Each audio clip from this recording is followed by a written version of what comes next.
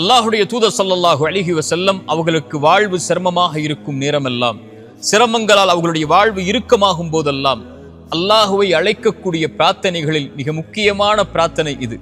யா ஹய்யு யா கையூம், உயிருள்ளவனே நிலையானவனே, பிரஹ்மதிக அஸ்தகீது, உன் அருளை கொண்டு உன்னிடத்திலே உதவி தேடுகிறேன், உன் ரஹ்மத்தை கொண்டு உன்னிடத்திலே பாதுகாப்பை தேடுகிறேன் என்று அல்லாஹுடைய தூதர் ஸல்லல்லாஹு அலைஹி வஸல்லம் சொல்லுவார்கள்.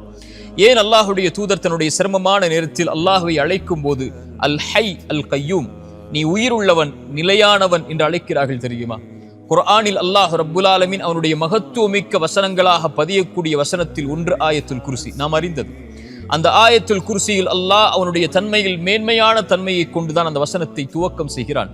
அல்லாஹுல் லதி லா இலாஹ இல்லாஹு அல் ஹை அல் கையூம், அவன் உயிருள்ளவன் நிலையானவன் என்று அல்லாஹ் ரப்புல் ஆலமீன் அவனுடைய மகத்துவமிக்க வசனத்தில் அல்லாஹ் கூறும்போது அல் ஹை அல் கையூம் அல்லாஹுடைய மகத்துவமிக்க தன்மைகளில் ஒன்று.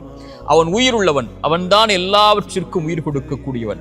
மரணித்ததற்கு பிறகு மீண்டும் அவன்தான் உயிர் கொடுத்து எழுப்பக்கூடியவன். இறந்துவிட்ட உள்ளங்களுக்கும் சரி, இறந்துவிட்ட வாழ்விற்கும் சரி, உயிர் வேண்டுமென்றால் அல் ஹை அவன் உயிர் கொடுக்க வேண்டும்.